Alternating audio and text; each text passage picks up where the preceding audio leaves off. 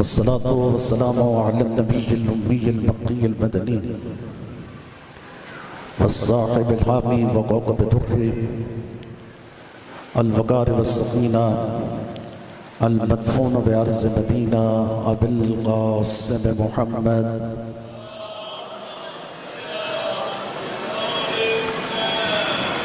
व अला आलिहि तय्यबीन अत्ताहिरीन अल महसूमीन व लअनतुल्लाहि अला आदाइहिम अजमईन। रब्बि इश्रह ली सदरी व यस्सिर ली अमरी वहलुल उक़दतम मिन लिसानी यफ़क़हू क़ौली।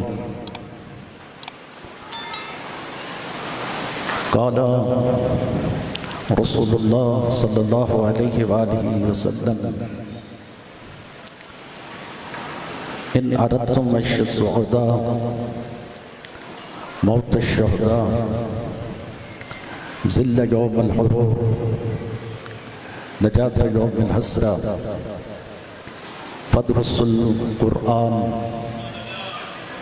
फ़इन्नहु कलामुर रहमान व हिर्ज़ुम मिनश शैतान व रुजहानुन फिल मिज़ान। दुरूद पढ़ें बआवाज़ बुलंद आप सब।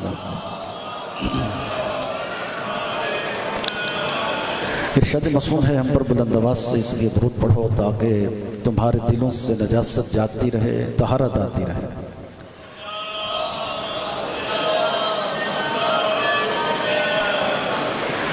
इरशाद रसूल खुदा है कि जो शख्स मुझ पर मेरी ज़ुर्रियत पर बुलंद आवाज़ से दुरूद पढ़ता है और जिन लबों से वो दुरूद गुज़रता है वो लब मेरी बुस्सगाह बन जाता है। इसलिए मिल कर के बुलंद आवाज़ से दुरूद पढ़ें आप।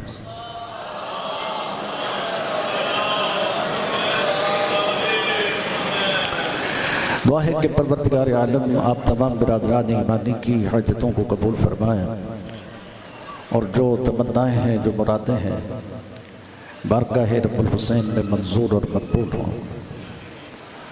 बानियान मजलिस का तमाम इंतज़ाम खर्च खर्जात परवरदिगार अपनी बारगाह पे मंजूर और मकबूल फरमाएँ और हमारे बिरादरान चौधरी दिलावर साहब, तौक़ीर भाई, इस खानवादा के जितने भी बुजुर्गान हैं, खुदाया उन सब की तौफ़ीक़ात खैर में इजाफ़ा फरमाएँ और इस खानवादा के जितने भी मरहूमीन हैं परवरदिगार उनके दर्जात को बुलंद फरमाएँ। एक ऐसी सलावात पढ़ें कि मजलिस पुरनूर हो जाए।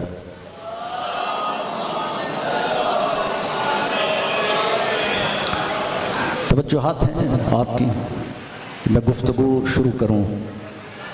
अगर आप मेरा साथ देंगे तो इंशाअल्लाह बहुत जल्द आपकी ज़हमतों को तमाम करने की कोशिश करूंगा। शायद शोरकोट में ये वाहिद मजलिस है जो मौलवियों से शुरू होती है, मौलवियों ही पर ख़त्म होती है। ऐसे ही है ना, इसलिए फिर आप ज़रा परेशान भी हो जाते हैं कि भाई ये तो सारे ही मौलवी। तो कभी कभी साल में कोई एक आध दफ़ा ऐसा हो जाए तो बर्दाश्त कर लेना चाहिए। सारा साल आपको जन्नत की रसीदें मिल रही होती हैं, यहाँ ज़रा थोड़ा सख्त बात भी करना पड़ती है।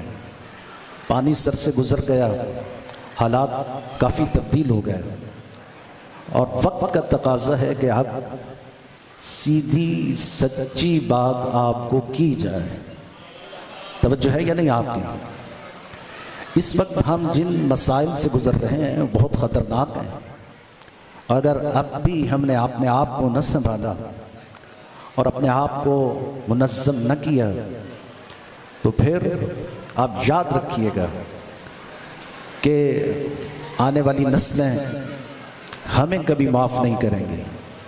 हमने इस नई नस्ल को जो देना था वो नहीं दे पा रहे और जो मजालिस हमारे लिए तरबियतगाह थी, मजालिस हमारे लिए मशअल राह थी, मजालिस हमारे लिए दर्सगाहें थी, लेकिन हमने इस मजलिस के हदफ और मकासद को बिल्कुल तब्दील करके रख दिया।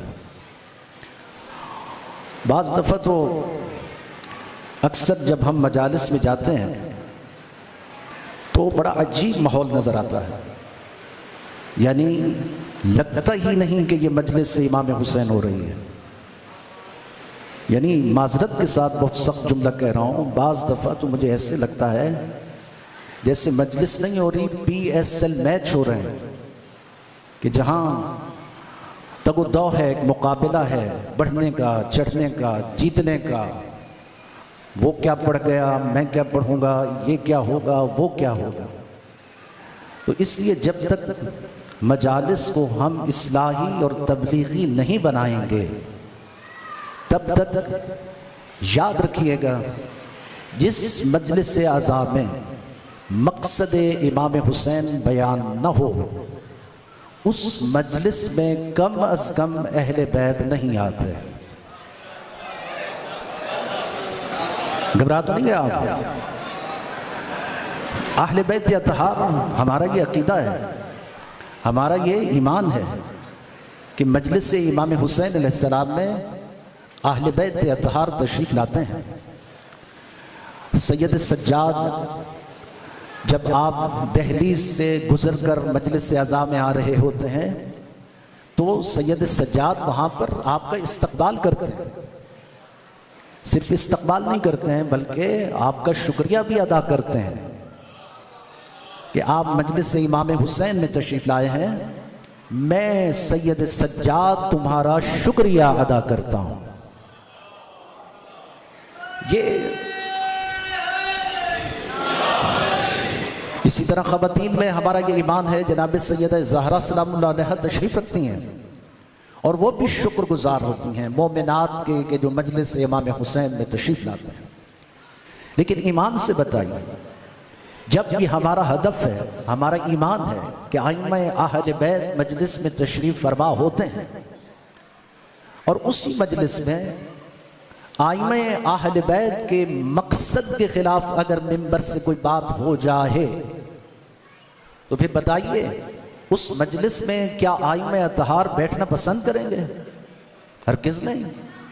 तो लिहाजा जब हम मजालिस को कायम करें तो फिर अपने अहदाफ भी मुअय्यन करें। हम कुछ चीज़ों को तय करें कि भाई ये मजलिस इमाम हुसैन है, इसको मजलिस इमाम हुसैन ही होना चाहिए। मैंने बहरहाल जो हदीस की तिलावत की शायद उसके लिए तो मुझे अशरे चाहिए, लेकिन मैं थोड़ा सा आपकी खिदमत में ये अर्ज कर देता हूँ। यहाँ जिस जगह पर आप बैठे हैं आपका नजरिया क्या है, आपकी फिक्र क्या है कि ये एक इमाम बारगाह है और इस इमाम बारगाह में मजलिस आज़ा मुनक्किद हो रही है और आप तशरीफ़ ही इस नियत से आए कि जनाब मजलिस इमाम हुसैन समाअत करें कि यहाँ इमाम बारगाह, ये तो इमाम बारगाह है, इसमें तो कोई शक नहीं। मैं आपको प्रोटोकॉल बता रहा हूँ मजलिस का, तवज्जो चाहूँगा आपकी। ये जो तुम मजलिस आज़ा मुनक्किद करते हो, अल्लाह के यहाँ इसका प्रोटोकॉल क्या है? प्रोटोकॉल होता है ना, हमारे यहाँ हर चीज़ का एक प्रोटोकॉल होता है, मजलिस का भी एक प्रोटोकॉल है। और आप यकीन जानिए कि मजलिस का प्रोटोकॉल कोई मामूली प्रोटोकॉल नहीं है, बल्कि आयतुल्लाह अंसारियान जैसी शख्सियत को मैंने ये सुना दर्स देते हुए कि जिसमें आयतुल्लाह अंसारियान ये फरमा रहे थे कि जिस जगह को तुम उन्वाने मजलिस करार देते हो, जिस जगह पर तुम मजलिस आज़ा का एहतमाम करते हो, एहतमाम से क्या मुराद है? आपने दरिया बिछाई, मिंबर लगाया, आपने ज़ाकिरीन उलमा को दावत दी, आपने एक एहतमाम और इंतज़ाम किया, आपने दरिया बिछाई, एक सर्कल बना दिया। आपने सर्कल बनाया कि यहाँ पर मजलिस सैयदुश्शुहदा मुनक्किद होगी। ज़रूरी नहीं है कि इमाम बारगाह हो, ये मजलिस इमाम हुसैन किसी गली में हो, चौक में हो, चौराहे में हो या किसी भी जगह पर आपने मुनक्किद की तो आयतुल्लाह अंसारियान कहते हैं कि जिस जगह पर तुम मजलिस आज़ा मुनक्किद करते हो, खुदा उसको हदीम खुदा बना देता है। खुदा उसको हदीम खुदा बनाता है। अब सिर्फ यहां तक बात नहीं करूं कि सिर्फ हदीम खुदा बना देता है, आपको पता होना चाहिए कि हदीम खुदा किसे कहते हैं। अब जाहिर है कि जो लोग हज करके आए उनको तो बाखूबी अंदाजा है कि हदीम खुदा किसे कहते हैं, तो लिहाजा जो हज पे नहीं गए उनके लिए मैं थोड़ा सा आसान करके बता देता हूं। हदीम खाना काबा से मुत्तसिल एक दीवार है। इस दीवार के बिल्कुल खाना काबा के करीब एक सर्कल बना हुआ। उस सर्कल के अंदर 3 कब्रें हैं, हजरत इब्राहीम, हजरत इस्माइल और हजरत हाजरा। ये 3 कब्रें उस हतीम के अंदर, रिवायात ये बताती हैं कि जब तुम इस हतीम के अंदर दाखिल हो जाते हो और जैसे ही तुम दाखिल हुए इस हतीम के अंदर और तुमने कोई भी दुआ मांगी, खुदा उसको रद्द नहीं करता। और फिर जब दुआएं मांगकर तुम हतीम से बाहर आते हो तो ऐसा है कि जैसे तुम दुनिया में अभी आए हो और तुम्हारे तमाम गुनाह बख्श दिए जाए।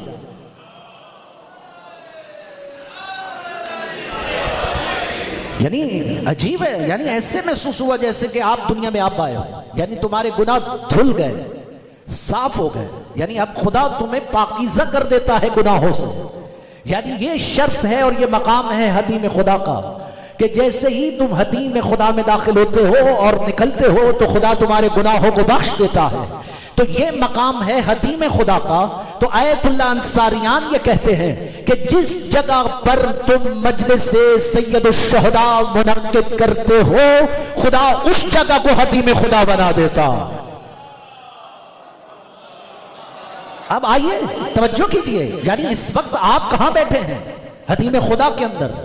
हदीम खुदा में ये मकाम आपको मिला किस वजह से? मजलिस सैयदुश्शुहदा की वजह से। खुदा क्या चाहता है? खुदा ये चाहता है कि जहां जिक्र हुसैन हो उसको मैं आम जमीन नहीं रहने दूंगा, इसलिए कि आम जमीन पर तो जिक्र हुसैन हो ही नहीं सकता।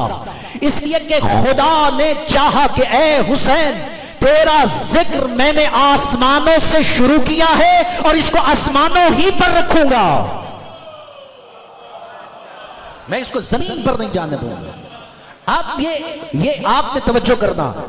अब आयतुल्लाह अंसारियान जब ये कह चुके कि जिस जगह पर तुम मजलिस से आज़ा मुनक्किद करते हो खुदा उसको हदीम खुदा बना देता। वाकई जिनको हदीम की मार्फत थी उन्होंने तो ताज्जुब किया कि आप ये क्या कह रहे हैं कि एक जगह जो मामूली जगह होगी, शायद उस जगह को कोई मकाम नहीं, कोई इज्जत नहीं, कोई शर्फ नहीं, अगरचे कि आप गली भी कह रहे हैं, चौराहा भी कह रहे हैं, या जिस जगह पर तुम सर्कल बनाते हो मजलिस से इमाम हुसैन को मुनक्किद करने के लिए, तो क्या आया वो हदीम खुदा बन जाता? तो आयतुल्लाह अंसारियान कहते हैं तुमने समझा ही नहीं, तुमने समझा ही नहीं। शायद तुम्हारे कान बंद हैं, कान खोलो, अपनी बसारत को खोलो और फिर सुनो। आयतुल्लाह अंसारियान कहते हैं कि जिस जगह को तुम उन्वाने मजलिस करार देते हो, यानी जिस जगह पर तुम मजलिस से आज़ा मुनक्किद करते हो, खुदा उस जगह को अर्श मुअल्ला बना देता है।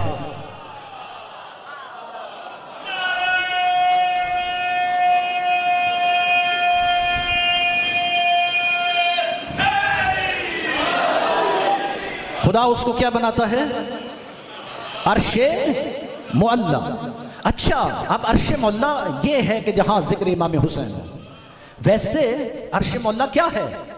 यानी 4 मकामात ऐसे हैं कि जहां पर पूरी नमाज पढ़ने का हुक्म है। फिका कहती है 4 मकामात हैं जहां पर आप पूरी नमाज पढ़ें। मसलन उनमें से एक मकाम मस्जिद कूफा है, उनमें से एक मकाम मस्जिदुल हराम है, एक मकाम मस्जिद नबवी है और एक वो मकाम है जो कुब्बे इमाम हुसैन अलैहिस्सलाम। यानी पूरे हरम की बात नहीं कर रहा, सिर्फ कुब्बे की बात कर रहा हूं, जो गुंबद है हजरत सैयदुश्शुहदा की कब्र अतहर का। उस मकाम को भी ये शर्फ हासिल है कि यहां पर पूरी नमाज पढ़ो, वहां कसर नहीं होगी। ये कंसेप्ट क्यों है कि इन मकामात पर पूरी नमाज पढ़ने का हुक्म क्यों है? कहा इसलिए कि ये जमीन आम जमीन नहीं है, ये इस जमीन का खित्ता ही नहीं है, ये अर्श मुअल्ला है।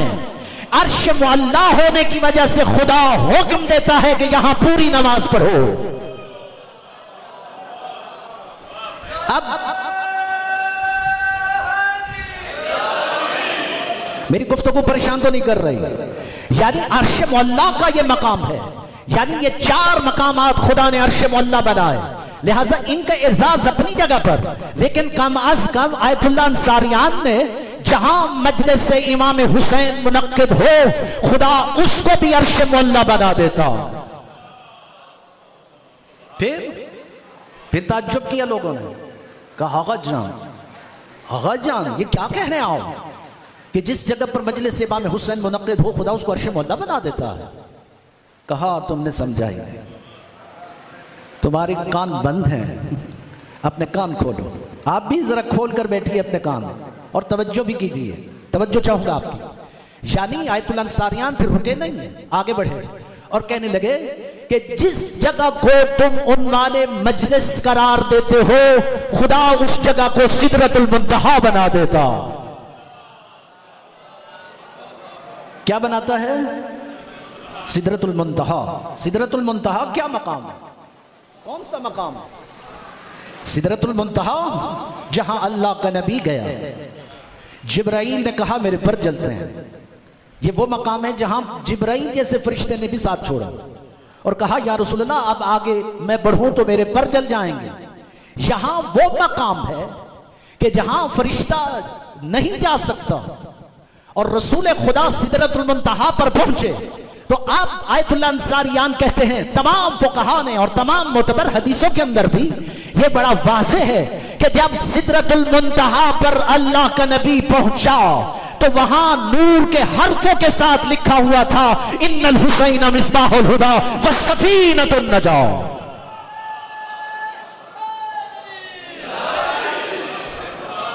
वहां पर भी सिदरतुल मुंतहा पर भी हुसैन इब्ने अली का जिक्र है। वहां पर भी ये हदीस लिखी है, किससे? सिदरतुल मुंतहा पर इन्नल हुसैन मिसबाहुल हुदा व सफीनतुन नजात। हुसैन चराग़ हिदायत है और हुसैन कश्ती नजात है। आप घबरा तो नहीं गए? यहां पर एक नुक्ता आपकी खिदमत में अर्ज करता हूं। अजब नहीं है कि जहां हुसैन का जिक्र सिदरतुल मुंतहा से शुरू हो रहा और खुदा ये चाहता है कि हुसैन तेरे जिक्र को मैं आम जमीन पर जाने ही नहीं दूंगा, इसलिए कि जिस जगह पर तेरा जिक्र होगा मैं सिदरतुल मुंतहा बना दूंगा। सिदरतुल मुंतहा बन जाएगा। अजब है, ये एक फरिश्ता है जिसके पर जल रहे हैं, एक और फरिश्ता है जिसके जले हुए पर मिल रहे हैं। अजब कहानी है अहले बैत मोहम्मद की, याद रखिएगा। यानी वो मकाम जहां फरिश्तों को अख्तियार नहीं कि यहां दाखिल हो जाएं और वहां पर हुसैन का अख्तियार नजर आ रहा है कि उस जगह पर भी हुसैन का जिक्र है और ये अर्श मोहल्ला सिदरतुल मुंतहा पर जिक्र हुसैन है। और जब नफ्स नफीस यही शहजादा झूले में था तो रसूल खुदा ने फितरत से कहा था कि अपने आप को इससे बरमस करो तो खुदा तुझे शिफा अता करेगा। ये जो मकाम है बड़ा अजीब है। यानी ये वो हस्ती है कि झूले में है तो फरिश्तों को पर मिल रहे हैं। जहां जिक्र है वहां प्राइवेट मकामात हैं, वहां खबरदार, वहां फरिश्तों की रसाई नहीं है। लिहाजा यहां पर सिदरतुल मुंतहा ये मकाम रख दिया गया आपके लिए। तो आप जरा सोचिए, हमारे यहां मार्फत सैयद शुहदा तो दूर की बात, हमारे यहां मार्फत मजलिस भी नहीं है। कम अज कम मजलिस की भी तो मार्फत हो। हमारे यहां जो पुराना दौर था उससे तो जितने बुजुर्गान बैठे हैं वो बेहतर जानते हैं कि मजलिस के आदाब क्या होते थे। आज वो मजलिस के आदाब नहीं रह गए, कहां चले गए मजलिस के आदाब? यानी आप एक बड़ी तादाद है जो इस वक्त क्या मैं पूरे पाकिस्तान की बात कर रहा हूं, मैं शोरकोट की तो बात ही नहीं कर रहा। यानी कितनी तादाद है जो गटरों पर बैठना पसंद करती है और मजलिस इमाम हुसैन में नहीं बैठते। आखिर ये कब जागेंगे, कब शऊर आएगा आपको? यानी अगर लोगों को पता चल जाए कि मजलिस इमाम हुसैन में बैठने का क्या सवाब है तो लोग एक दूसरे से दस्तों गिरेबां हो जाएं मजलिस हुसैन को पाने के लिए। दरूद भेजिए अहले बैत मोहम्मद। घबरा तो नहीं गया? यानी ये मकाम। अब आप मुझे बताइए कि आयतुल अंसारियान ने यह शर्फ बताया मजलिस इमाम हुसैन में बैठने का, तो फिर क्या ख्याल है, मजलिस इमाम हुसैन में बैठना चाहिए या गटरों और नालियों पर बैठना चाहिए? हाँ, क्या ख्याल है आपका? अच्छा ये क्यों है?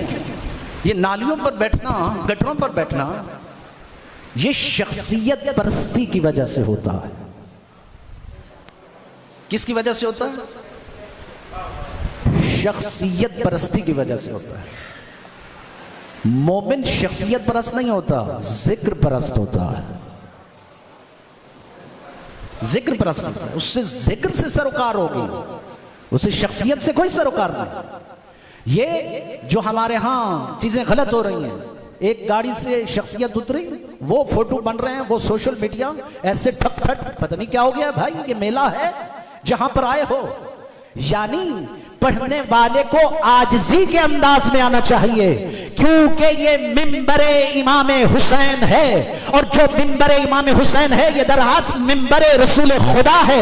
जब मिंबरे रसूल खुदा है तो कुरान कहता है कि जो मकामात रसूल खुदा के हैं वहां ऊंची आवाज में बात न करना। वहां आदाब हैं, कुछ अदब हैं, कुछ आदाब हैं जो सिखाए जा रहे हैं। वहां शोर शराबा हराम है, हमारे यहां ये शोर शराबे हो रहे हैं। लिहाजा ये तकदीस जब तक हम वाज़े नहीं करेंगे लोगों तक, हम कभी भी कामयाब और कामरान नहीं हो सकते। लिहाजा हर एक चीज का अपना मकाम है, तो ये मजलिस का मकाम है। और चीज आए कि एक आजादा और उसको मजलिस मुयस्सर हो और वो मजलिस में बैठना पसंद न करे।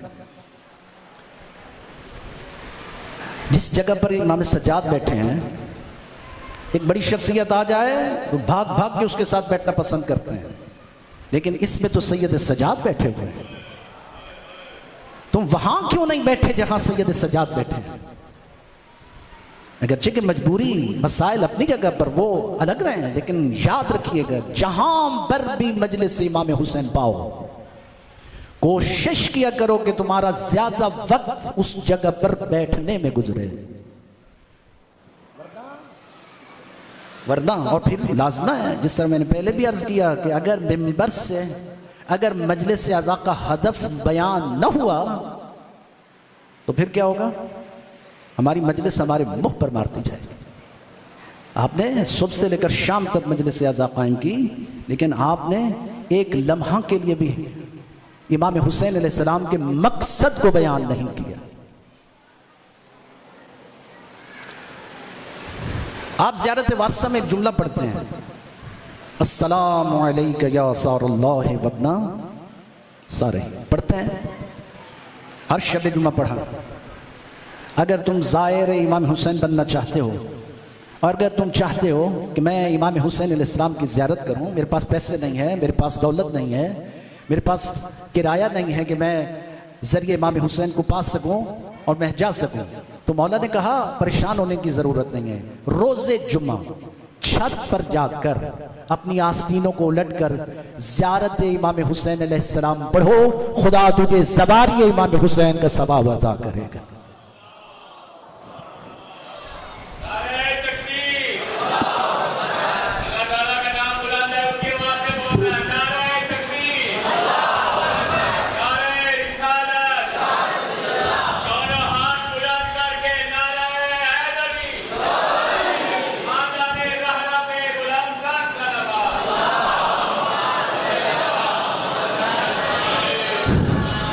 मेरी गुफ्तगू परेशान तो नहीं कर रही है आपको, लिहाजा मैं बहुत जल्द आपकी ज़हमतों को तमाम करूँगा। इस ज़ियारत वारसा में एक जुमला, अस्सलामु अलैका या सारल्लाह वबना सारे, सलाम उस पर के जिसके इंतकाम का हक अल्लाह के पास है। सलाम उस पर के जिसके इंतकाम का हक किसके पास है? अल्लाह के पास। ये हक के इंतकाम अल्लाह ने अपने पास क्यों रखा? आप भी कहेंगे मौलाना इमाम अली मकाम के कातलों से बदला तो लिया मुख्तार ने, चुन चुन कर मारे, बहुत सारे मारे, लेकिन कहीं नहीं मिलता कि सब मारे। जो जरूरी थे वो मार दिए गए। मुख्तार ने बदला तो लिया इनसे। ये 9 रबीउल अव्वल जो ईद ज़हरा, ईद शुजा है, ये बड़ी हमारे लिए ईद है, इसलिए कि इस ईद पे जनाब अली असगर के कातिल का सर आया, इमाम सज्जाद ने तबस्सुम फरमाया। यानी हमारे लिए सुन्नत हो गया कि उस दिन तुम भी तबस्सुम करो, क्योंकि उस दिन सैयद सज्जाद ने तबस्सुम फरमाया। अब ये अलग मरहला। कातिलाने इमाम हुसैन मारे गए, सारे नहीं मारे। अल्लाह ने हक के इंतकाम इसलिए अपने पास रखा है कि कातिलाने हुसैन कयामत तक पैदा होंगे। मैं ये फिक्री बात कर रहा हूं, आप लेकर के जाए। कातिलाने हुसैन क्या होंगे? कयामत तक पैदा होते रहे। जरूरी नहीं कि कातिल सिर्फ वही थे जिन्होंने करबला में कत्ल किया, जरूरी नहीं थे कि वो ही सिर्फ कातिल थे। कातिल हुसैन कयामत तक पैदा होते रहेंगे। अब तय करना है कौन होगा कातिल हुसैन, कौन कौन होगा कातिल हुसैन। कातिल हुसैन की लिस्ट में कौन आएगा? तो लामहला इसमें तो कोई शक नहीं है कि जो आले मोहम्मद से दुश्मनी कर रहे हैं ये भी कातिलाने हुसैन में शुमार होंगे। जो आज भी सोशल मीडिया के ऊपर बैठकर बकबक करते हैं, जो मुंह में आया बोले जा रहे हैं, जो मुंह में आया बोले जा रहे हैं, उनको तो ये भी पता नहीं। हत्ता कि जितनी भी आदीस अहले बैत की शान में आई वो सब इन्होंने बनु उमैया के ऊपर थोप दी। बनु उमैया तो कातिलाने इमाम हुसैन है। आप बनु उमैया को और कितना बढ़ाना चाहते हैं? बनु उमैया को आप कहां ले जाना चाहते हैं? लिहाजा इसका मतलब है कि तुम बनु उमैया को मकाम रिसालत से भी बढ़ा रहे हो। ये कितनी शर्म की बात है। यानी बड़े फख्र से कहते हैं कि अल्लाह के नबी ने कहा था कि अगर मेरे बाद कोई नबी होता तो ये होता।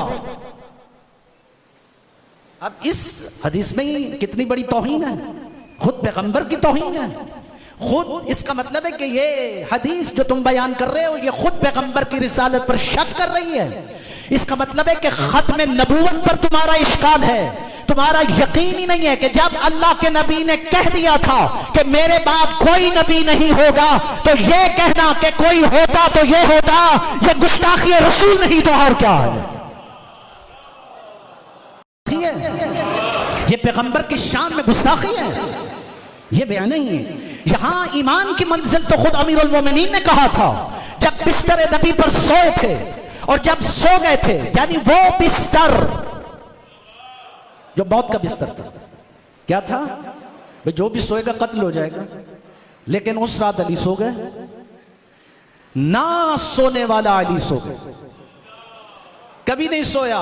इसके जागने की गवाही चांद सूरज सितारे देते हैं। हमने अली को जब भी देखा मुसल्ला इबादत पर देखा है, लेकिन आज अली सो गए। तो यानी आप क्यों सो गए जब आपको पता है कि ये मौत का बिस्तर है, जो यहां सोएगा कत्ल कर दिया जाएगा। तो यहां दर्श दे रहा है मौला अली, उनके ऊपर तमाचा है जो कहते हैं कि अगर कोई नबी होता तो ये होता। यहां तुमने नबूवत खत्म नबूवत पर इश्काल किया है। मंजिल ईमान क्या होती है ये अली ने बताया और कहा कि तुम देखते नहीं हो कि जाता हुआ नबी ये कह के जा रहा है अली सो जाओ, सो उठना, अमानते वापस करके मदीने आ जाना। जब नबी कह रहा है उठना तो दुनिया की कौन सी ताकत है जो अली को कत्ल कर देती? ये मंजिल ईमान है।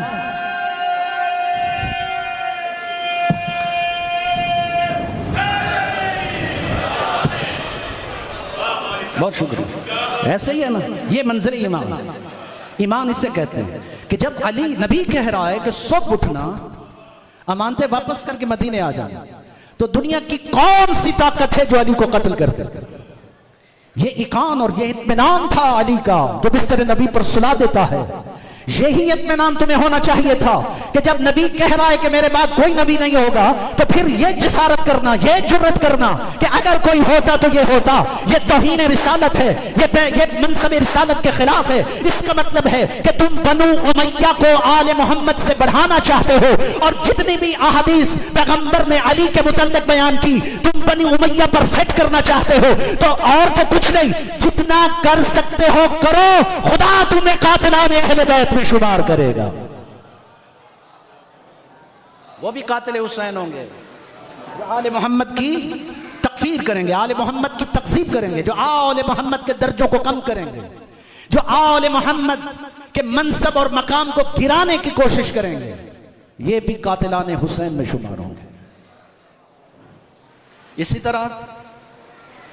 तरह जो कत्ल कर रहे हैं बेगुनाह लोगों को, कयामत तक जो कत्ल कर रहे हैं, ब्लास्ट कर रहे हैं, जुल्म और जबर कर रहे हैं, ये भी इमाम आली मकाम के कातिलों में शुमार होंगे।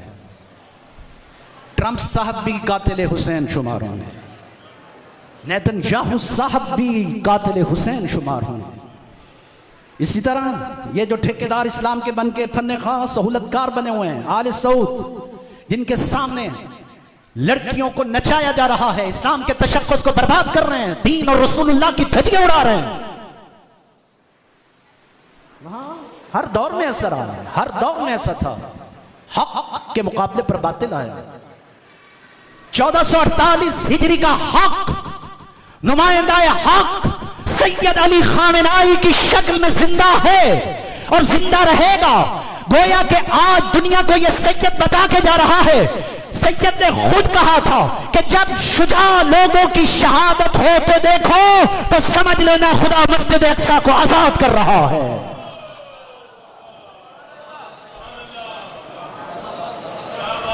सैयद ने तो आगा हसन नसरुल्लाह की शहादत के बाद इंदिया दे दिया था कि अब वो वक्त आ गया है जब मस्जिद अक्सा आजाद होगी, वक्त आ गया है कि मजलूमीन सरबुलंद होंगे, वक्त आ गया है कि आज मजलूमों का सर फख्र से बुलंद हो। 90 इस्लामी ममालिक में एक गैरतमंद मुल्क जिसने जुर्रत और बहादुरी के साथ दुनिया के जालिमों और जाफरों और फिरौनों की आंखों में आंखें डालकर बात की। ईमान अगर मुस्बत हो, ईमान साबित कदम हो, तो फिर आपने क्या आंखों से नहीं देखा कि बड़े बड़े इब्राहिम लिंकन जैसे तैयार हैं, बेहड़ी बेड़े जिन पे हजारों जहाज रख के आप खड़े हो सकते हैं, सुरमा और बड़े बहादुर बनकर आए थे। ऐसे ही है या नहीं? यानी टेक्नोलॉजी बड़ा नाज करते थे ना ये। और वो इसराइल जो कहता था कि हमने अपना एक ऐसा सिस्टम सेव कर दिया है कि कोई भी ताकत हमें डिस्टर्ब नहीं कर सकती, कोई बम नहीं आ सकता, तो ईरान के गैरतमंद हुसैनियों ने ये बता दिया कि पावर तुम कह रहे हो कि सुपर पावर अमेरिका नहीं, हम साबित करेंगे कि सुपर पावर खुदा है। और किस तरह साबित किया कि मोटरसाइकिल के इंजनों से बने मिसाइलों ने इनके बड़े बड़े टेक्नोलॉजी निजाम को जमीन बोस किया और दुनिया को यह पैगाम दिया कि यह मोटरसाइकिल से बने इंजन नहीं है, ये तो 1448 हिजरी के मच्छर हैं जो वक्त के नमरूद के नाक में घुस रहे हैं।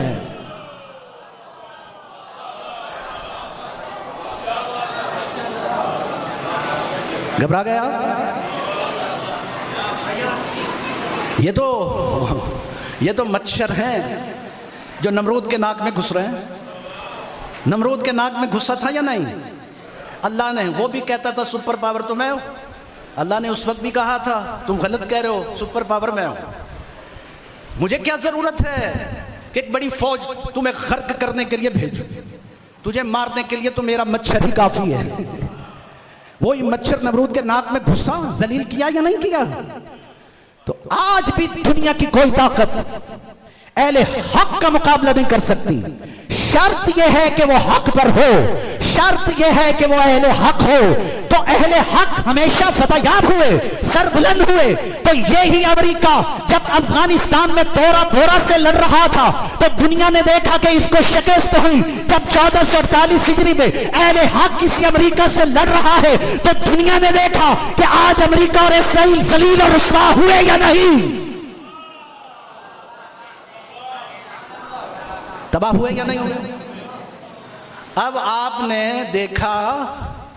देखा खाने वाले कंटेनर में कौन छुपा? ये खाने वाले कंटेनर में कौन छुपा?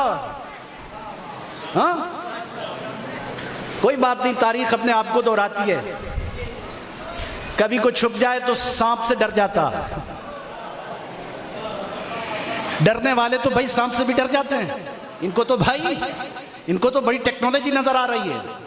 हर रोज जीता है, मरता है, जिल्लत और रुसवाई है, बर्दाश्त कर रहा है। फतह अहले हक। कामयाबी किसका मुकद्दर बनी? अली वालों का, अली वालों का। ये तो आज आपकी खिदमत में ईरान सरबुलंद हो गया ना, तो सबने देखा कि ईरान कामयाब हो गया। फतह हुई या नहीं हुई? अच्छा, ये ही आज से 10 साल पहले की मैं बात करूं या कम से कम 15 साल की बात करूं, जब हिजबुल्लाह इसराइल से लड़ रही थी, 32 दिन की जंग में एक छोटी जमात ने भी इसराइल को नाको चने चबवाए थे। पता है सबको, जानते हैं ना आप। अब उस वक्त सबने देखा कि इसराइल शिकस्त खा गया। आज भी इसराइल खड़ा है, मद्दे मुकाबिल खड़ा, लेकिन आपने देखा किस अंदाज में कि ये ही ईरान आज से 15 साल पहले जब टेक्नोलॉजी ड्रोन की तो इसके पास थी नहीं, ये ड्रोन की टेक्नोलॉजी थी नहीं, जो मोटरसाइकिल के इंजन से ये ड्रोन बना रहे हैं। अच्छा, ये मोटरसाइकिलों के इंजन से, यानी इनका खर्चा ज्यादा से ज्यादा 30 से 35 हजार है, और मार किसको रहा है? 30 अरब को। ये 30-35 हजार का शुरली, इसको शुरली कहें आप, और कुछ नहीं है इसके पीछे। ये 30-35 हजार की शुरली 30-30 अरब के जहाजों को गिरा रही है। तो ये अल्लाह की नुसरत नहीं तो और क्या? ये खुदा की नुसरत है या नहीं है? भाई, जिमी कार्टर के दौर में यही जहाज जब ईरान की जमीन पर आए तो टकरा गए थे। सबने देखा कि ये ताहोबाला हो गए, निस्फ नबूद हो गए। उस वक्त के सदर ने कहा था कि मैं मान गया हूं कि खुमैनी के साथ खुदा है। माना था या नहीं माना था? अब ये तो है ही बेगैरत, इसको हर रोज सबक मिलता है, लेकिन ये जुर्रत नहीं हो रही कि मैं मानूं कि खामनाई के साथ खुदा है। बेगैरतों का कोई इलाज होता है? नहीं, लेकिन इंशाअल्लाह आप देखेंगे कि जिल्लत और रुसवाई के सबब से ये वक्त का मरहब इंशाअल्लाह ये जलील और रुसवा होकर ही रहेगा और हो चुका है। तो इसका मतलब यह है कि बता रहा है सैयद खामेनाई कि अली कल भी हक पर था, अली आज भी हक पर है।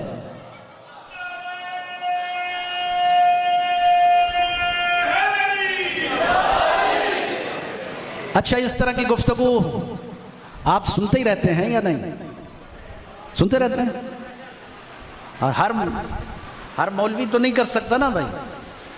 मैं कर रहा हूं इसलिए कि मैं जरूरी समझता हूं अपनी मजलिस में जब तक मैं ईरान के हक में बात न करूं, मुकावमत की बात न करूं, इन मुजाहिदों की बात न करूं, तो मेरा ये यकीन है जनाब सैयदा नाराज हो जाएंगे। बिल्कुल हक बनता है कि हम बात करें। तो मैं बात कर रहा था, क्या बात कर रहा था? 10-15 साल पहले ये ड्रोन की टेक्नोलॉजी तो आई नहीं थी, तो उसी दौरान इन्होंने ईरान के ऊपर ड्रोन भेजा था। कहां भेजा था? ड्रोन। पाकिस्तान में भी धड़ाधड़ ड्रोन आ रहे थे, आपको याद होगा। इसी तरह ड्रोन पाकिस्तान में आ रहे थे। बलोचिस्तान आपका जल रहा था, हर रोज किसी न किसी मदरसे पर, किसी इमाम बारगाह पे धमाका होता था, ये ड्रोन करते थे। अब आप अंदाजा लगाइए कि ये जो ड्रोन भेजा जाता था तो वो तबाही करता था। इन्होंने गलती से ड्रोन ईरान भी भेजा, गलती से नहीं, बड़े तरीके से भेजा, लेकिन जैसे ही ये ईरान की सरजमीन पर आया तो उन्होंने हैक कर लिया। जब हैक किया तो उसको जमीन पर उतार लिया, और जब जमीन पर उतारा तो उसका पूरा ऑपरेशन किया, उसके पूरे सिस्टम को खंगाल कर उन्होंने चेक कर लिया कि भाई ये क्या है। लिहाजा उन्होंने उसी साल ड्रोन बनाना शुरू कर दिए। वो ड्रोन जब उन्होंने अपने बनाना शुरू कर दिए, आज वही ड्रोन उनको बता रहे हैं तुम्हारी टेक्नोलॉजी और थी, ये टेक्नोलॉजी और है। इसलिए कि याद रखो, आज के बाद कभी भी सरजमीन ईरान पर ड्रोन न भेजना, इसलिए कि ईरान पर खामेनाई हुकूमत नहीं करता, इमाम ज़माना हुकूमत करते हैं।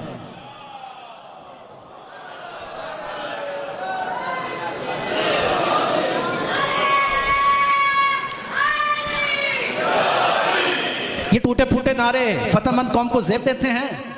आप इस वक्त फातेह कौम हैं या अली?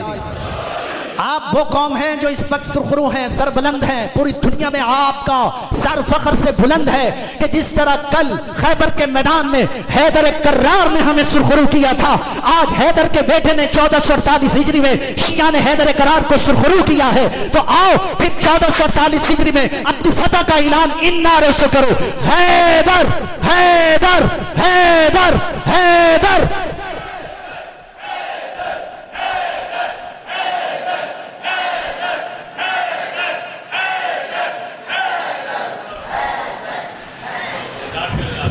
घबरा गया?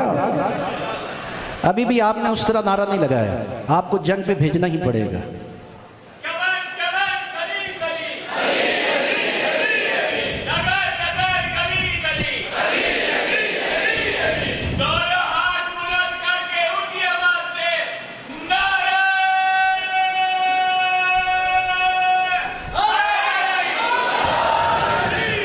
बहुत शुक्रिया, मेरा टाइम भी ख़त्म हो गया। तो मैं जो बात करना चाह रहा था वो रह गई। सिर्फ ज़िम्नन में अर्ज़ करता हूँ, अल्लाह ने इंतकाम का हक़ अपने पास रखा है। कौन होंगे कातिलान हुसैन? जो आले मोहम्मद के बुग़्ज़ में मुब्तला हैं, ये भी इमाम हुसैन के कातिलों में शुमार होंगे। जो आले मोहम्मद से दुश्मनी रखते हैं, ये भी इमाम अली मकाम के कातिलों में शुमार होंगे। जो बेगुनाह लोगों को कत्ल कर रहे हैं, ये भी इमाम हुसैन के कातिलों में शुमार होंगे। जो अज़ादारान सय्यदुश्शुहदा को कत्ल कर रहे हैं, ये भी कातिलान इमाम हुसैन में शुमार होंगे। इसी तरह जो लोग इमाम हुसैन अलैहिस्सलाम के मकसद को कत्ल कर रहे हैं, वो भी इमाम हुसैन के कातिलों में शुमार होंगे। किसी गलत फहमी में ना रहना। हमारे यहाँ नारे अच्छे हैं, इरादे अच्छे नहीं हैं। नारे अच्छे हैं, इरादे अच्छे नहीं हैं।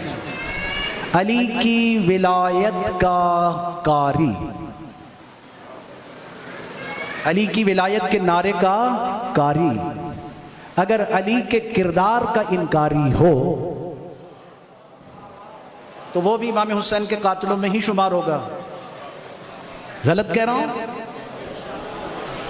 ऐसा तो नहीं हो सकता कि जिन हस्तियों को तुमने मान लिया तो फिर मानो ना, मानो फिर जिस तरह वो कहते हैं उस तरह मानो। इस तरह थोड़ी होता है नारे लगा के ये धोखा देना कि हम अली वाले हैं। अली वाले हैं तो अली वाले होना साबित करो। अली वाला होना भी साबित करो।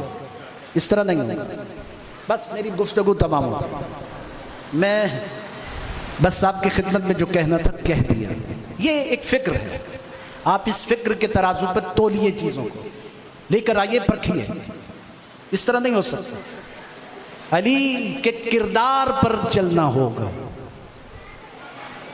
इनकी मिसाल ऐसे ही है जैसे एक शख्स खड़ा किसी नाज़िम के साथ नारे लगाता है लेकिन वोट किसी और नाज़िम को देने जाता है। नारा जब अली का लगा रहे हो तो किरदार भी अली का पेश करो। अली हाथ छोड़ के नमाज पढ़ते हैं तो तुम भी हाथ छोड़कर नमाज पढ़ो। अली रात को रोजा खोलते हैं तो तुम भी रात को रोजा खोलो। अली हज में तवाफ़ुन निसा कर रहे हैं, तुम भी करो। बुग़्ज़े हैदर कर्रार में इन मुसलमानों ने तो तवाफ़ुन निसा भी निकाल दिया, इसलिए कि अली चूंकि करते हैं लिहाजा हम नहीं करेंगे। यानी आले मोहम्मद के बुग़्ज़ में ऐसा किया, आले मोहम्मद के बुग़्ज़ में तवाफ़ुन निसा निकाल दिया।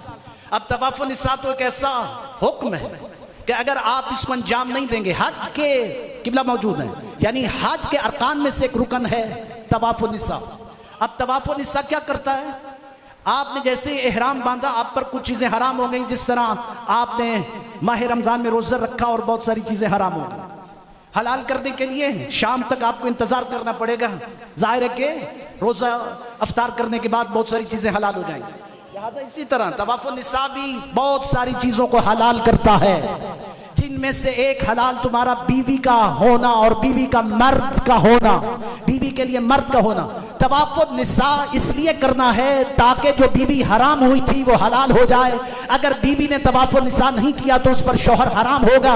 लेकिन मुसलमानों ने तो अली के बुग़्ज़ में तवाफ़ुन निसा को बंद कर दिया और कहा कि हम आज के बाद तवाफ़ुन निसा नहीं करेंगे। चूंकि ये अली ने किया है तो फिर जब देखिए, जब अली के बुग़्ज़ में तवाफ़ुन निसा नहीं करोगे तो जब बच्चे पैदा करोगे तो वो अली के दुश्मन नहीं होंगे तो और क्या होगा?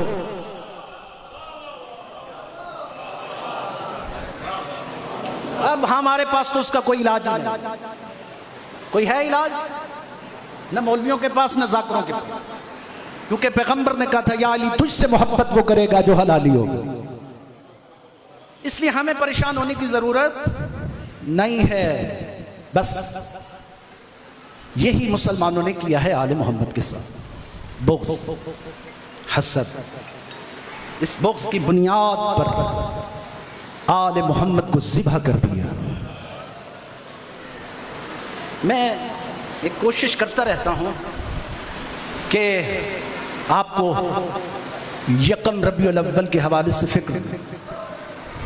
यकम रबीउल अव्वल तारीख़ का स्याह तरीन दिन है।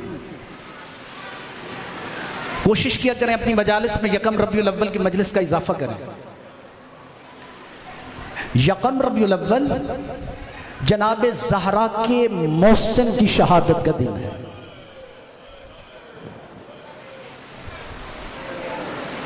इन मुसलमानों ने पैगंबर की जैसे ही आंख बंद हुई 4000 से रिवायतें शुरू हुई हैं और 40 तक जा रही हैं। क्योंकि बैत का मामला था, लोग बैत करते, एक हजूम इकट्ठा हुआ था, बैत कर रहे थे ना किसी की, अली की बैत तोड़ करके किसी और की बैत हो रही थी। ये वफात रसूल का चौथा दिन है। रसूल की वफात के बाद मुझे ईमान से बताइए, खुदा न खास्ता मेरे घर में फौतीदगी होती है तो क्या पूरा शहर नहीं आता पुरसा देने के लिए? आता है। हाँ, किस्मत तो देखिए नबी की बेटी की, 3 दिन तक इंतजार करती रही, कोई तो आकर कहे ज़हरा तेरे बाबे का बड़ा अरमान है। नहीं अरमान किया मुसलमानों ने। इसी इस्ना में अली घर दाखिल हुए तो कहती है या अली, मुझे तो किसी ने पुरसा नहीं दिया, कि आपको किसी ने पुरसा दिया? धाड़े मार के अली रोए और कहने लगे वाह रे ज़हरा, पुरसे की बात करती हो, मैं सलाम करता हूं मुझे जवाब तक नहीं देते। ये वफात रसूल का चौथा दिन है। मुसलमान उस दरवाजे पर खड़े हैं जिस दरवाजे पे नबियों का सरदार आया ततहीर की तिलावत करता था। कहता था ज़हरा इजाजत है कि मैं अंदर आ जाऊं?